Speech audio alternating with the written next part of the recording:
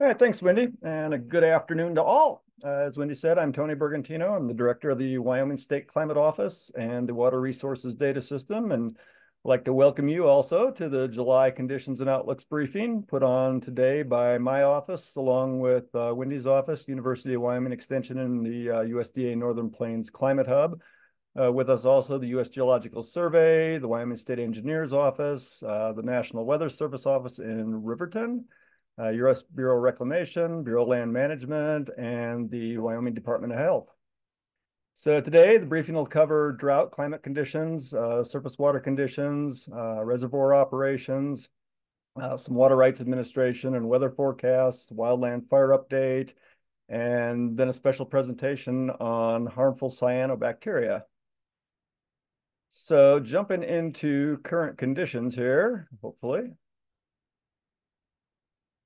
And the drought map, give you a fair warning that this is not a pretty map this month. All changes between the map from last webinar and the present one represent a worsening of conditions. There were no areas that are better now than they were a month ago. Those degradations, they're represented in two levels on the map this time. The areas in brighter red, those saw a 1 category decline since the last webinar. And you can see that covers quite a bit of the state thanks to the widespread lack of any real precipitation, the high temperatures, the wind that we've been seeing. But additionally, there are several areas that are delineated in a darker red-brown color. And those areas saw degradations amounting to a 2 category change since the last webinar. And that could either be from no drought to D1 or moderate drought, or from abnormally dry, which is D0, to a D2, which is severe drought. Only some southern areas now are still without a D classification, and most of those being in Carbon, Sweetwater, Uinta, a small smidge of extreme southwestern Albany County being without any D category. And while given a D designation, that of D0, that yellow area is considered abnormally dry rather than drought, and that's more of a heads-up condition at the areas. It's on the edge, either emerging from or in this case, unfortunately, potentially going into actual drought. So let's look where we were last year. This is a comparison of last year there on the left to now, which is on the right. That left map showing things pretty easy to see. Drought levels were either the same or better last year than they are now. We still had 2 small pockets of D1 or moderate drought in Teton County. That was surrounded by an area of abnormally dry. The D1 covered less than 0.5% of the state at this time last year. Northern Platte County still had 1 small holdout area of D0, which when combined with the D0 in the Northwest, they're covered just about 7.25% of the state. But compare that to now with over 45% of the state in D0 and another 44% on top of that in D1, not to mention the D2 or severe drought that's starting there in the east. So if the slide moves, here's our history of drought starting in 2000. That was the year the drought monitor was initiated. You can just barely see the spike up in the percent on the far right of the graph in the last few weeks, which takes the area of the state impacted up to almost 92%, including the D0. When looking at true drought, the percentage is lower, but still up there, just over 46% of the state. And as we zoom in on the timeline, you can see that recent increase a lot better here in this depiction. It takes us from the start of 2020 through the last drought and into the start of the new one. Currently, not quite 8.33% of the state is without any declassification, while the amount in D2 or severe drought is approaching 2%. And we'll move on here. Maybe.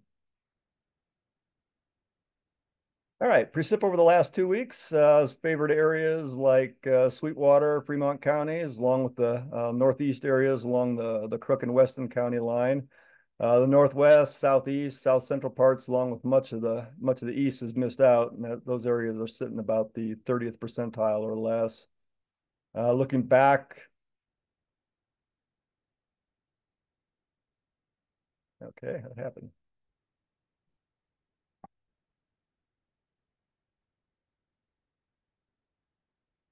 Yeah, we're stuck here. Okay.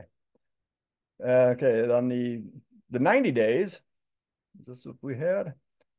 Uh, West and east, especially the southeast, stand out with most of the area receiving precipitation about the 10th percentile or less. Parts of the Bighorn Basin, south central Wyoming, and scattered pockets of the northeast have received median amounts of precip over the last 3 months. And here's the map was popping up. We go looking further into the water and calendar years here. Left is the water year, right is the calendar year. Maps of precipitation to continue to look more and more similar. South central areas on both are median to a bit above median. Bighorn Basin, likewise. Wind Basin comes in below median on the calendar year. It's median to slightly above on the water year map. And the remainder of the state is generally 70, 90% of median, with a few more areas in the east being 50 to 70% when you look at the more recent period covered by the calendar year. Now we'll advance. Okay, standardized precipitation and evapotranspiration, or SPEI, which is still a mouthful, shows a drier index in the shorter time frames through about the 60-day depiction on there on the upper right paints a worse picture than the 30-day time frame, which is on the, or reverse that, the 60-day on the upper right and the 30-day on the upper left. The full year map down there on the bottom shows fairly neutral statewide, with some moisture areas in the north central, far south western regions, some drier areas in the east. The Northwest, it's evident in both the 30 and 60-day maps. And while better in the short term, it means that those conditions have been present and are still continuing. And the same holds for parts of the east as well, with those areas also being on the dry side, even on the 1 year time frame. And these are the areas that are being watched fairly closely, and both have seen some drought expansion over the last few weeks, as has much of the state. So let's switch over from precipitation and go into temperature, starting with the minimum temperatures the last 2 weeks. Map on the upper right, we've seen the nighttime temperatures getting down only into the mid-50s in areas like the Wind and Bighorn Basin, some parts of the Northeast and Goshen Platte counties. The departure from average down there on the lower left is actually on the cool to neutral side, except for some of the higher elevations in the west. And you might notice a bit of a difference in the map this month compared to the last webinar. I've opted for a slightly different scale, which provides a bit more detail in those lower departure amounts, and then the bands are now in increments of 1 degree, whereas the ones we were showing earlier were in 3 degrees. So it's a little bit more broad and a little harder to see the differences in the departures there as you got down into the lower amounts. The gray region shows departures that are within plus or minus 1 degree of normal, which for all intents and purposes is normal. We'll go to the maximums. Daytime highs here on the upper right for that same 2-week period. In the 90s, part of the east, other parts, lower elevation of the Wind and Bighorn Basins, averaging in the upper 80s.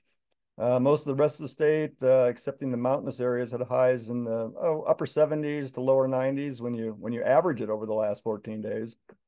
The average high temperatures last 2 weeks came in about average for much of the state, with the north and south central areas being 1 to 3 degrees below average, and the northern Bighorns up to 5 degrees below average. And you might be looking at me a little strangely after having said that, as I'm sure most of you are recalling that it's been rather warm lately, and you'd be right, but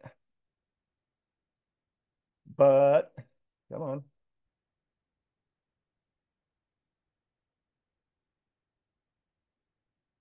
Well, you couldn't really ask for two opposites when you're looking at weeks in a back-to-back fashion. The map on the left is it's the first week of those last 14 days that we were talking about, and the map on the right, that's for the second week, the last week of the last 2 weeks. And these are the departures for each of those 7-day periods. And that's why when you look at the 2 weeks as a whole, like we did on the previous slides, it looks about average with some minor anomalies on either side of average. It sure wasn't, though, when you look at the last 14 days in finer detail. Almost the entire state was below average the first week of the period, especially in the north central parts. The departures there more than 10 degrees below normal. But when you look back at the second week of the period on the right there, large areas of the state were more than 10 degrees above average, and the entire state had departures from normal that were on the high side. In fact, the amounts that were uh, less than oh, 5 degrees or so comes out to be only about 20% of the state. Move to, come on. A little slow here today. Soil moisture continues to get worse, especially in the north and east. The northwest corner has gone from the 60 to 90th percentile range down to the 0th, all the way up to the 10th percentile. Quite a change there from one end to the other of the spectrum. Southwest has also gone from some small areas of a median and above median to below, and the southeast and east has also deteriorated. When I eyeballed the map this morning, the area highlighted in green is about the only area of improvement that I see. Everywhere else has either remained the same or has declined, and quite a bit of it has declined.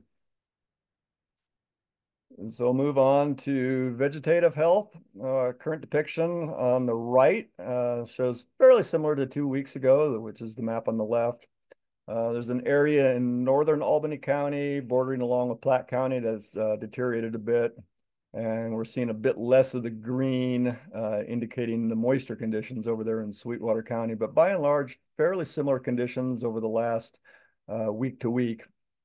But when you look back comparing where we are now on the right compared to this week 1 year ago, which is on the left, situation's much worse. Last year, we were seeing moist conditions for much of the state, but now only a few scattered areas are beginning, they're showing up that way, with the largest concentration being in central to eastern Sweetwater County. And that was the area I pointed out that has, while still on the moist side, is lesser moist than it was 2 weeks ago. And with that, let's turn it over to Aaron Fiaschetti with the USGS, who's going to give us an update on surface water conditions. Go ahead, Aaron. Thanks, Tony. So just taking a look at the real-time snapshot from the water information dashboard from yesterday. It's kind of a bit of a mixed bag of what the USGS considers normal. The 25th to the 75th percentile would be the green. But if you kind of hover around, and this will kind of be a common theme here, is that most of what's considered normal falls below the median. So it's kind of somewhere between the 25th and 50th percentile. A fair amount of orange out there, showing conditions below the 25th percentile. So the lower end of flows, and then a few not ranked sites. And then one site that for yesterday was an all-time high for the day, and that was Tantalus Creek up in the park. And that was a whopping 6 CFS. So there must have been a little bit of moisture that moved through there and gave that a bump up. So moving on to just see where we are in the water year. So this is a 7-day duration hydrograph for the entire state. So it's kind of a mix of gauges, and the vertical axis is runoff in millimeters. So it's a kind of per land unit, how much runoff had come off. But that's not the important part. The important part is to kind of show that we're past the peak, and we're kind of into that falling limb of the hydrograph. And in some places, if your water supply is coming from the mountains, you still have what I'll call a good water supply. There's water around. But if your water supply is coming from lower prairie foothills, then you're probably transitioned into like a more of a summer low flow, or into the summer base flow. So yeah, it's still a time of transition, but some places still have a reasonable supply. Moving on. So if kind of taking a look at this 28-day average flow, that's kind of looking back to June 16th. So not looking back quite to the peak, but looking for a period where there should have been a fair amount of water moving around.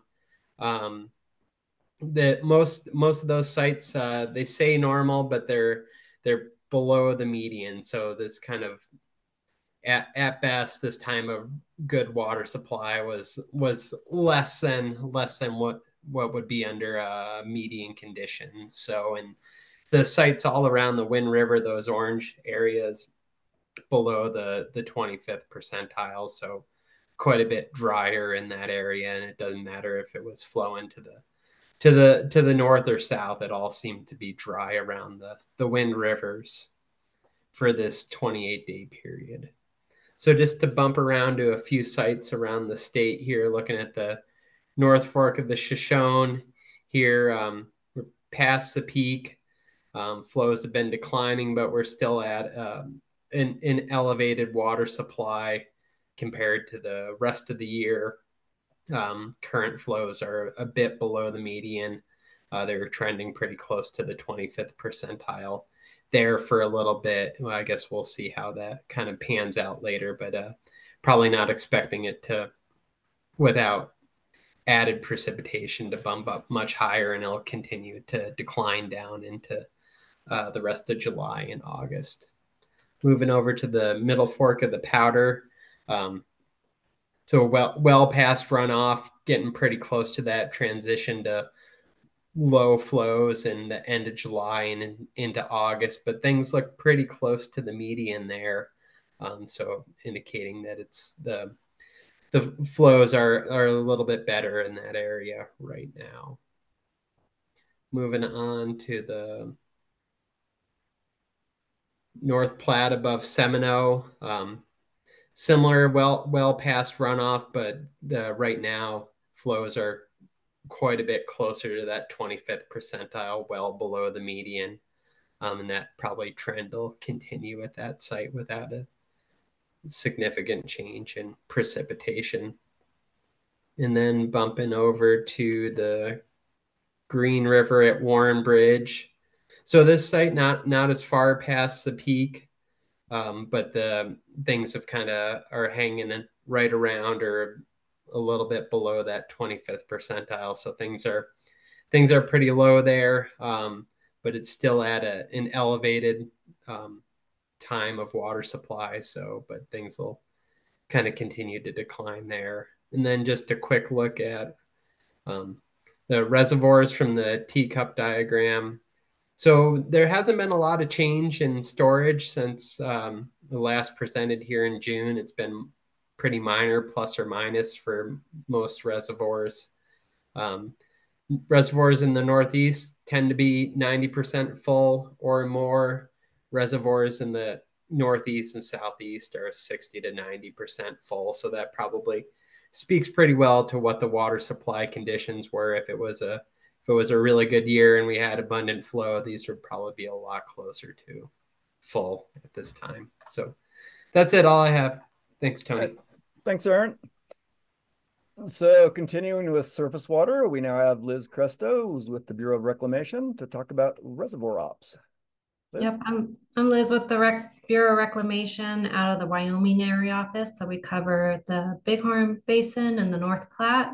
So starting off with the Bighorn side of things, we're about 90 to 94% full at Bull Lake, Buffalo Bill, and Boise, which is a little above average for this time of year. As you saw in the previous discussion, our peak runoff has already occurred and inflows are rapidly declining, and our peak storage in all three of those reservoirs listed occurred in early July. None of them filled to the tippy top of 100%, but there's definitely adequate irrigation supply to deliver to our irrigators. Let's go to the next slide. So from Buffalo Bill, we're releasing 1,300 CFS and also releasing 1,300 CFS from Boise. Bull Lake is at 950, and I looked this morning, it looks like they bumped that up to 1,000 CFS. So all three reservoirs listed there, we're just releasing based on irrigation demand. I don't expect any major changes to outflows for a while. As we enter the fall, they might decline a little bit, but that's more like later in September, October timeframe. And then I listed on the bottom that website where you can go, where we list our water order changes there if you want more information. Switching over to the North Platte, Seminole is 73% full, Pathfinder 69% full, and Glendo is 85% full. So Seminole and Pathfinder are a little above average in terms of storage content, while Glendo is at 76% of normal. Next slide. Here are what we're releasing: 2,600 from Miracle Mile, 330 CFS irrigation demand from the Pathfinder, 3,500 releases from Gray Reef, and 5,000 CFS of irrigation demand from Guernsey. The summer is expected to be dry, and we're expected demand to be high June through September. We've increased releases out of Glendo to meet that increased demand, and this peak release is expected to carry through, say, August timeframe. The demand from Casper Canal is also peaking for the summer and expected to continue throughout the summer and into September. Also, the same is true for Guernsey. It's kind of peaking now in terms of irrigation demand and continue throughout September. One thing to note that the silt run is going on the North Platte, and during the silt run, Guernsey is run at a minimal content, so it's brought down to around 2,000 acre feet. And what they do is they scour the reservoir channel for the silty clays to be delivered into downstream irrigation canals. And this silty water improves the efficiency within the canals by depositing that silty water and reducing seepage. And the silt run started on July 12th and will end on July 25th, at which time releases will be increased to 7,500 CFS out of Glendo to fill Guernsey back up. So, and then also is listed in red there is that water order changes website. So thank you. Thanks, Liz. So next we have Michelle Hubbard, who's with the State Engineer's Office, to give us an update on Surface Water Rights Administration. All right. So as Tony said, my name is Michelle Hubbard. I work in the Interstate Streams Division. This map shown on the screen are the 4 water divisions in the state, and I am with their respective superintendents and the contact information, and I'm just going to walk through the calls in all 4 of the divisions. Unfortunately, as Tony was mentioning, it's hotter and drier, so there's regulation in all divisions now. So Division 1, the Laramie River is regulated back to 1898 and 1883 for the court decree. We have Soldier Creek in District 4. The calling right is 1884. Horse Creek is District 2. Calling rights 1884. And then the Collins Creek is also under regulation, and that's a 1912 calling right.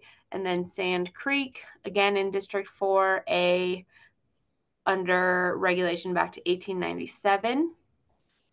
And there's some more in Division 1. There's the Obar Reservoir, and that one's regulated to 1969.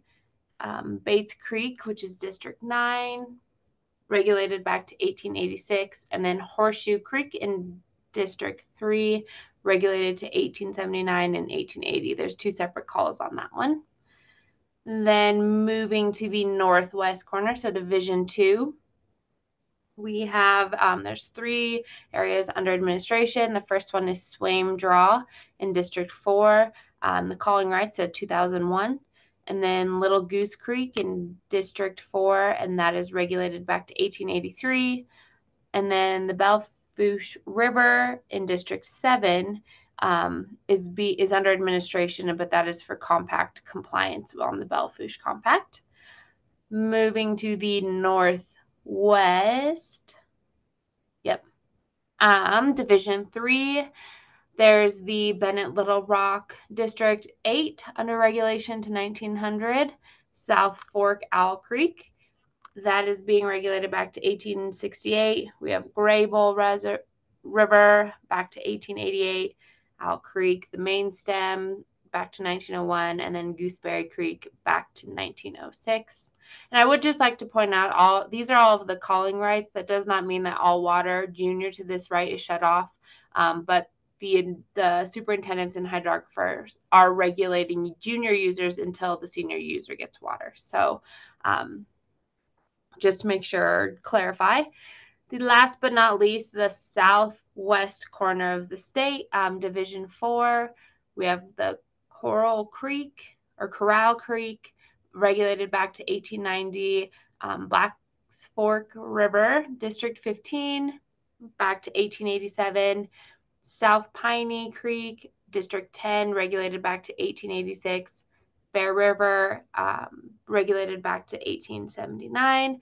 And last but not least, the Smiths Fork River, District 3, regulated to 1910. And that is all I have. Well, that's enough. Yeah. Thanks, Michelle. All right, now moving forward to what's in store, we have Lance Vandenbogert with the National Weather Service in Riverton. Go ahead, Lance. Sounds good. Hello, everyone. Just looking here at the Wyoming typical hazard calendar as far as weather concerns go. You can see second half of July into the first half of August. We're right in the heart of fire weather season. So given how we have been drying out quite quickly over the past month, we're firmly in that. Was on a call earlier and just hearing across a lot of the different counties, all the different fire starts they've been addressing. So fire weather is a main concern for us. We're out of our primary river flooding time frame now, but flash flooding remains a threat. So anytime we have especially monsoonal moisture, we'll deal with those heavy rain thunderstorms. So that can be a concern.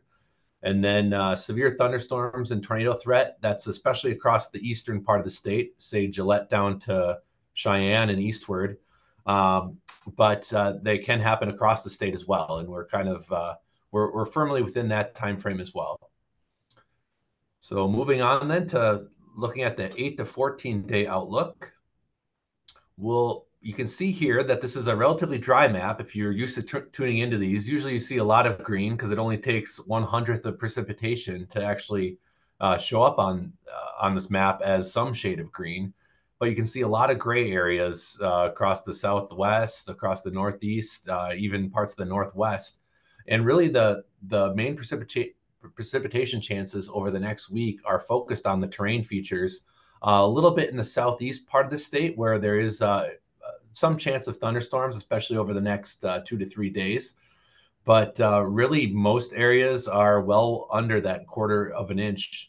And we are moving into the drier time of the year. So this isn't incredibly anomalous, but there isn't any big weather system to help suppress those fire weather concerns coming up in the next week. So then we'll move on now to the 8 to 14 day. I forgot about that 7-day precip. So moving on to the outlook. So this is the week after next.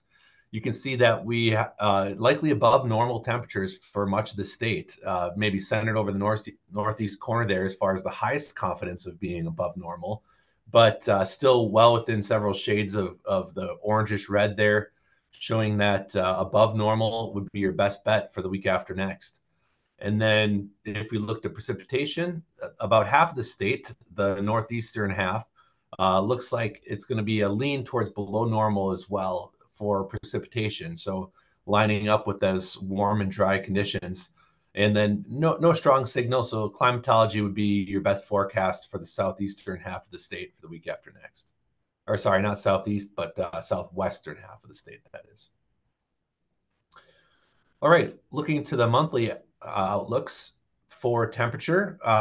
This is a notably high confidence for the 1 month outlook to show. I think that peak color there is somewhere in the 70 to 80% chance of being above normal. So that's very high confidence looking out 15 to 45 days as far as the overall pattern goes. So there's a lot of signal in the overall global climate system right now to show it's probably going to be above normal for the Intermountain West and all of Wyoming there. And then when you look at the monthly precipitation, that lines up as well. So, you know, if I was someone having to deal with fire starts and that sort of thing, this would not be good news necessarily, given that we're going to be above normal warmth and a lean towards below normal temperatures. So just have that in the back of your mind as far as the overall outlooks go for August.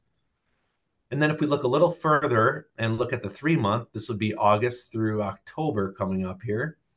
Not a big change as far as the overall story goes. Southern half of the state especially still has that very confident above normal temperature forecast or outlook, I should say. And then precipitation wise, that same above high confidence warm area is also has the highest confidence for being below normal for precipitation. So not a lot of blue and or green on these maps. And so it's looking like it's going to be a fairly warm and dry late summer into early autumn. I should say too, as Tony kind of highlighted earlier in the presentation, 1 week could be, well below average temperatures, while the next is well above, and then you end up with something. So just because these say above average warmth and below average precipitation, that doesn't mean there might not be some isolated flash flooding or a fairly large wet event. But over the course of these months, the thought is that they're likely to be in this direction as far as compared to normal. With that, I will pass it on to the next presenter, I believe. All right. Thanks, Lance. Now for an update on the wildland fire outlook, we have Chase Lane with the Bureau of Reclamation, and I believe he's also joined by Casey Cheeseborough. Yeah, so my name's Chase Lane. I work for the Bureau of Land Management based out of Casper, Wyoming. I know I covered the slide on the last presentation, but for the folks that didn't see it, I want to kind of go through some ways that we predict fire danger. Really, it comes down to weather and fuel moisture, and we measure fuel moisture. So fuel moisture content is really the key contributor to fire danger. We can have hot, dry weather, but if our fuels are wet, it's not a concern. Within that, we measure 2 different kinds of fuels. We measure live fuels and dead fuels. Live fuels being something that greens up throughout the year and then dries out, and then dead fuels are fuels that most of them are dead throughout the whole year. Some of our grasses can kind of transition from that live fuel to a dead fuel later in the curing season. We have different classifications within our dead fuels. 1 hour and 10-hour fuels are going to be your smaller fuels that are affected by daily changes in the weather, where your 100 hours and your 1,000-hour fuels are going to be more reflective and change based on seasonal trends and seasonal drought. And then with our fuels, there's some other components like fuel loading that go into how hard the fire is to put out once it does start. We can jump to the next slide, please. So we'll bounce around the state here and kind of look at some different areas and some different fire danger. We'll start off with the North Fork of the Powder River, or the northern Campbell County, Sheridan County area. On this, we're looking at energy release component. So this is a measure of seasonal fire severity, and the horizontal lines are representative of the 90th and the 97th percentile. Really, once we get above that 90th percentile is when we start to worry about fire danger. And you can see right now in this area of the state, we're above the 90th, not quite hitting the 97th. And the gray line represents average, and we're trending above average in this area of the state. And then on the next slide, we're going to look at 1,000-hour fuel moistures for this area. Same thing, the lines represent 90th and 97th percentile, gray being average. So our 1,000-hour fuels in this area are trending drier than previous years and kind of touching some of those maximums or the driest that we've seen in the period that's been analyzed. And then on the next slide, we'll look at burn index. This is going to look at more of those 1 hour and 10-hour fuels, or daily changes in weather and how it's going to affect fire behavior. It's a good tool to measure day-to-day fire danger, but it doesn't tell you a lot of information over a season. On the next couple slides, we're only going to look at energy release component, or ERC, as it's the best representative of the whole season. So right here, we're looking at the Shoshone. You can see we had an area where we were kind of reaching close to that maximum above the 90th percentile, but they've received a little moisture there that dropped them back down to average. And really the moisture, we can probably predict that we're going to start trending up above that 90th and towards that 97th again, based on what we saw about drought and weather coming up for the rest of the season. Next slide, please.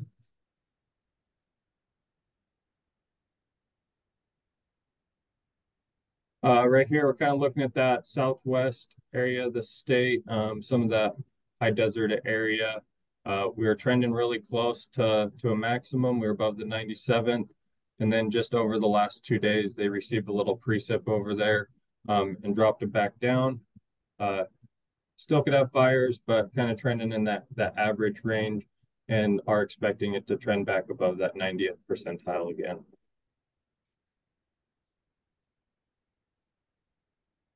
Look at the Medicine Bow route, that south part of the state, Colorado border. You can see kind of the same trend across the line. We had that really hot, dry spell there for a bit, received just a little bit of moisture to kick us down below the 90th percentile, and are expecting it to trend back up.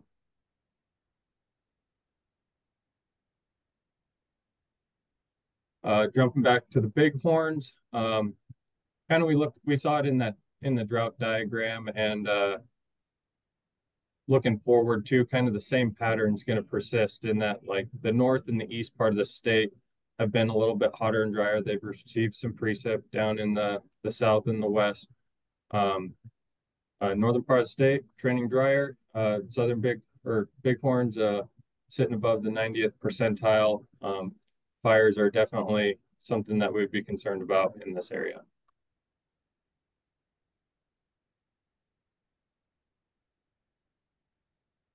All right, some of our national outlooks, our predictions. Again, I just want to say these are released on the 1st of every month.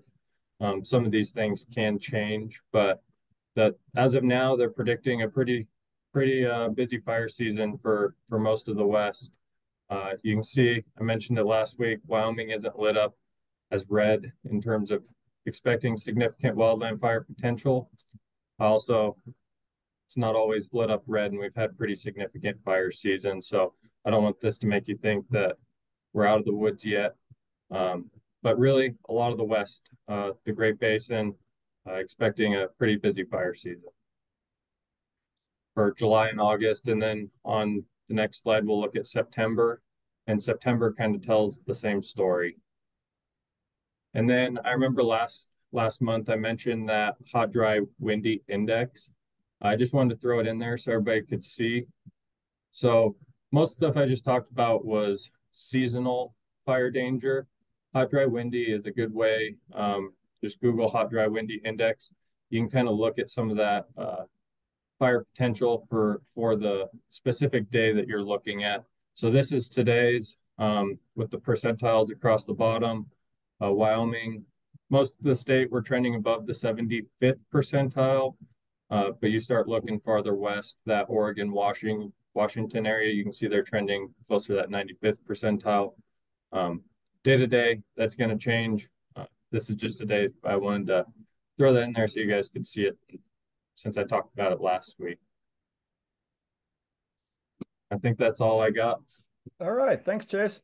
Thank you. And so for our highlight of the month, this month, we feature the harmful cyanobacteria, or HCBs, in Wyoming. And to speak about that is Courtney Tillman, who's with the Wyoming Department of Health.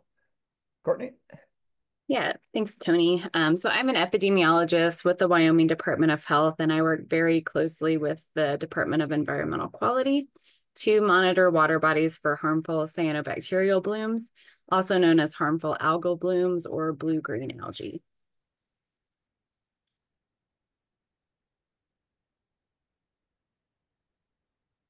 So HCBs are dense concentrations of cyanobacteria or blue-green algae that appear in water bodies. Typically, they occur in the summer months.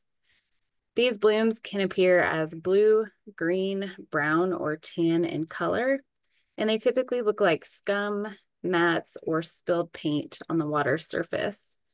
They're called harmful because they can produce toxins, and these toxins have a negative effect on people, animals, and agriculture.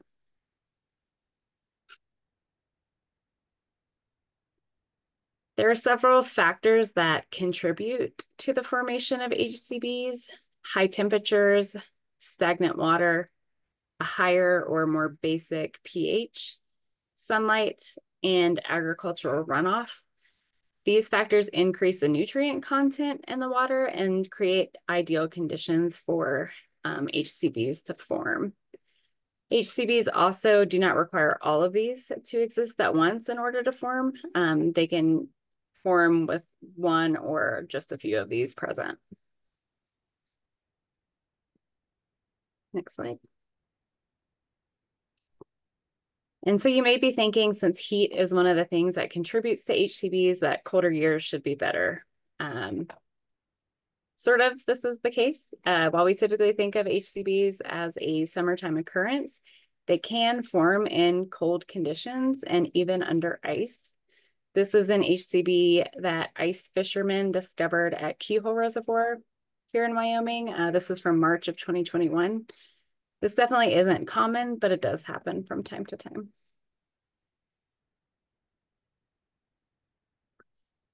Most human illness caused by HCB exposure is mild, and it depends on the specific toxin that someone's exposed to and how they're exposed to that toxin.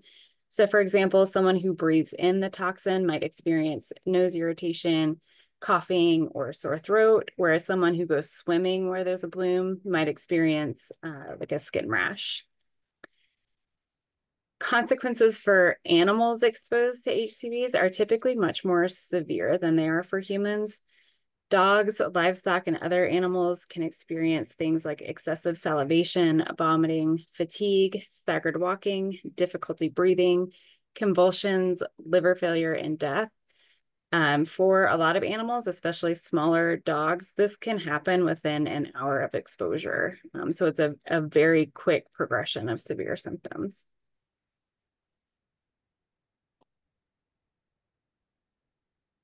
DEQ monitors a lot of recreational water bodies in Wyoming each year. This is typically done starting in July and then tapers off as water bodies become inaccessible in the winter once snow begins. They use a variety of methods to do this, including looking at satellite imagery, photos submitted from water body managers or the general public, and they also go out and collect samples of the water.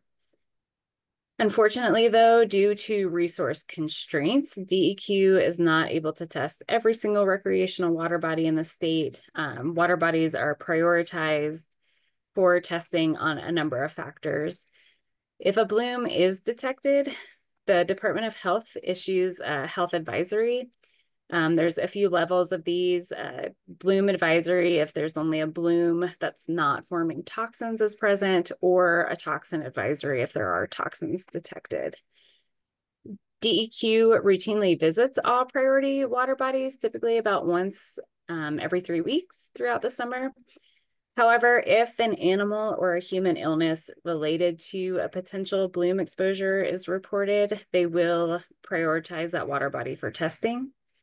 Additionally, there are some water bodies monitored by things like the National Forest Service or other entities that may report blooms as well.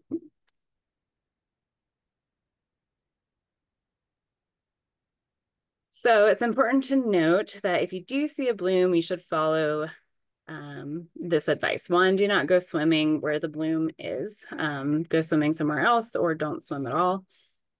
Do not ingest the water, so don't drink it. Don't rinse your hands in the water before you eat your sandwich for lunch. And it's important to note if you're out backpacking or something and there's a potential bloom, that typical things like boiling the water or using a filter are not going to get rid of the toxins. So it's not like a standard bacteria where boiling is going to denature that bacteria. It's not going to make you sick. Instead, it'll actually break it open and more toxins will actually flow out. So the best thing to do is just to not drink it at all, whether it's raw with a filter or boiled. Additionally, don't let pets or livestock enter the water or drink the water. Even if you have a pet that's entered the water and not drinking it, they still have a tendency to lick that algae off of their fur, which can make them sick.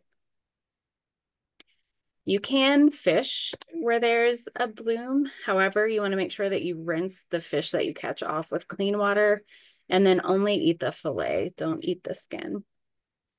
And lastly, avoid any spray from the water. So avoid spray from things like jet skis or our wonderful Wyoming wind that might aerosolize the water and blow it toward you. So I know that this presentation is about forecasting. Unfortunately, I'm not aware of any great forecasting tools for HCBs. There are some that exist. Most of the national ones are pretty novel and they're still adjusting them, so they have some limitations.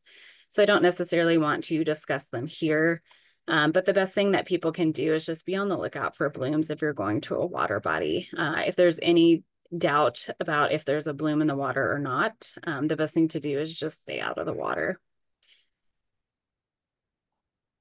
We always do post signs at water bodies when there's an advisory. So be sure to check current signage if you're going to the water body, make sure there's not already been a bloom detected. Sometimes these signs are posted at vehicle entrances, so maybe like the entrance to a state park or something like that. So just keep an eye out for those. If there's a water body on your property that you use for swimming or for livestock, be sure to monitor that water body for HCBs. We do get several reports every year about livestock becoming sick because they have drank from a pond on the property or something that has an HCB. There are a couple of kind of easy methods, things that people have around where you can check for HCBs. The jar and stick test is one of these methods. So the picture on the right, if you collect water in a jar, let it sit, cyanobacteria will typically float to the surface, whereas harmless algae will sink. This is pretty good for most cyanobacteria. There's a few types of bacteria that this doesn't work for, but generally this is a good kind of home test that you can do to check for cyanobacteria. The stick part of this test is if you try to lift the algae with a stick. If it's long and it looks like hair, that's typically harmless algae. However, if it coats the surface of the stick, on the bottom left, you can see a picture there where it's coated the surface of a cup. That is going to be cyanobacteria.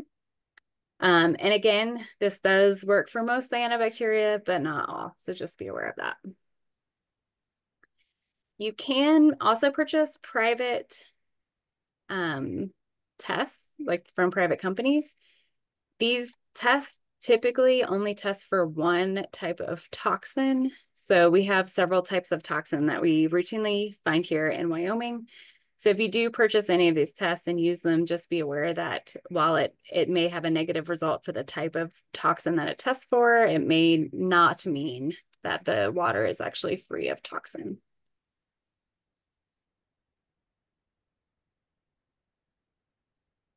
And that's it for me. You can find our HCB website for the Department of Health with the QR code on the left, and then current advisories for HCBs on the right. So far this year, we've detected 6 blooms throughout the state, and we have 4 under investigation. We typically have about 45 or so every summer in the state. Thanks, Tony. All right, thanks, Courtney. Some good information there for folks. And that concludes the webinar for this month, and I will turn it back over to Wendy Kelly. Great, thanks, Tony, and thank you to all the presenters and attendees. I do want to acknowledge again that we have Tony with the Water Resource Data System and State Climate Office. His contact information is on this closing slide, along with our other presenters, Aaron with USGS, Liz with Bureau of Reclamation, Michelle with Wyoming State Engineers Office, Landon Bogart with the National Weather Service out of Riverton, Chase with Bureau of Land Management, as well as Courtney with the Wyoming Department of Health. So many thanks to all of you, as well as all the attendees. And with that, I will stop recording and then we'll go into our Q&A session.